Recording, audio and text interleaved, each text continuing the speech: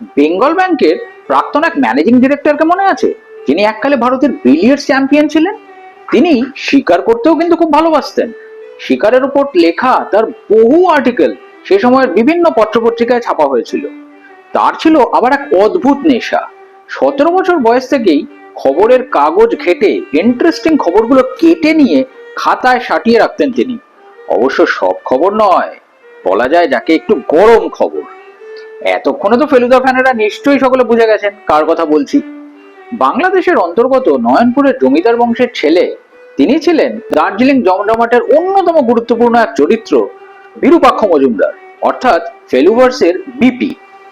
1986 শারদীয় দেশের পাতায় প্রথমবার প্রকাশিত হওয়া সেই গল্পের বিপিকে আঁকতে গিয়ে সত্যজিৎ রায়ের বোধহয় এক রিয়েল লাইফের ওপির কথা মনে পড়ে গিয়েছিল। খুব শিওরলি বলা না গেলেও বইয়ের পাতায় আঁকা ছবি দেখে অন্তত তেমনটাই কিন্তু মনে হওয়া স্বাভাবিক। সেই ওপি ছিলেন হিন্দি সিনেমা জগতের এক বিখ্যাত মিউজিক ডিরেক্টর ওঙ্কার প্রসাদ নায়ার, যিনি সকলের কাছে পরিচিত ছিলেন ওপি নায়ার নামে।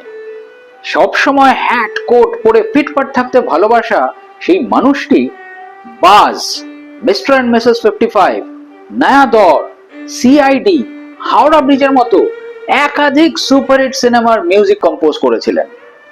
অবশ্য এইরকম ইন্সপিরেশনের ঘটনা কিন্তু প্রথম নয় সত্যজিৎ রায়ের জীবনে। এর ঠিক বছর কয়েক আগেই আরেক জীবন্ত মানুষের রিফ্লেকশন দেখা গিয়েছিল তার তৈরি আরেকটা ক্যারেক্টারের মধ্যে। 1980 সালে প্রফেসর শঙ্কুকে নিয়ে লেখা নকুরবাবু ও এলডোরাডো গল্পটির প্রকাশের কিছুদিন আগেই এক তরুণ বাঙালি সাহিত্যিক গিয়েছিলেন তার একটা ইন্টারভিউ নিতে।